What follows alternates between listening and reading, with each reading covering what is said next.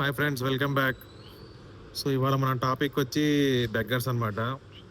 So నా అనుభవం ప్రకారము బెగ్గర్స్ 2 టైప్స్ ఉంటారు ఫ్రెండ్స్. ఒకళ్ళేమో పాపం వాళ్ళకేముండదు. ఇంకా లో లివింగ్ స్టాండర్డ్ ఉంటదనమాట.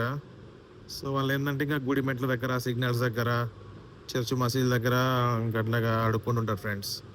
వాళ్ళకెవరుండరు. ఇప్పుడు ముసలోళ్ళుంటారనమాట. వాళ్ళనేందంటే ఇంట్లో వదిలేసి ఉంటారు. వాళ్ళకేం చేయాలో తెలీదు. ఇక వాళ్ళు మన ఇవుంటాయి చూడండి, ఓల్డ్ ఏజ్ హోమ్స్. వాటిని బేర్ చేసేంత కెపాసిటీ ఉండదు. కాబట్టి ఇంక వాళ్ళు ఇంక ఏదో ఒకటి లివింగ్ అని చెప్పి ఇంక బేకింగ్ చేస్తుంటారనమాట. అదొక కేటగిరీ. సో నేను చెప్పే 2 కేటగిరీస్ గ్లోబల్‌గా అనమాట. ఇంకో కేటగిరీ ఏందంటే social media beggars friends. So వాళ్ళేందంటే వాడికి మీకు ఎగ్జాంపుల్ చెప్తా చూడండి.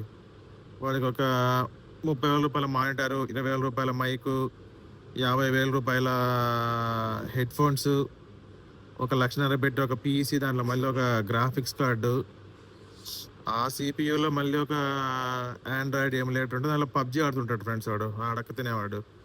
సో వాడేందంటే వాడి దూలకి వాడు ఆడుకుంటూ, వాడి దూలకి వాడు స్ట్రీమ్ చేసుకుంటూ రూ. 5 ఉంటే కొట్టండి, రూ. 10 ఉంటే కొట్టండి, అమ్మ బాబు మాలా కోలం తెలని అడుగుతుంటుంటాడు ఫ్రెండ్స్. సో అట్లాంటి వాళ్ళకి అసలు అపాత్రదానం చేయొద్దు. అది వేస్ట్. వాడు కనీసం వాడికి మీరెవరో కూడా తెలీదు. ఒకవేళ నువ్వు వాడిని ఫాలో అవుతూ వాడికి ఏదన్నా రూ. 10 ఇచ్చినా గానీ, రేపు మీకు అవసరం ఉండి వాడికి పింగ్ చేసి అన్నా ఇట్లా నేను ఫైనాన్షియల్ ట్రబుల్‌లో ఉన్నా, నాకొక రూ. 1000 ఇవ్వండి అంటే వాడేమి ఇవ్వడు ఫ్రెండ్స్. కాబట్టి ఇట్లాంటి కాస్ట్‌లీ సోషల్ మీడియా బెగ్గర్స్‌ని అవాయిడ్ చేయండి.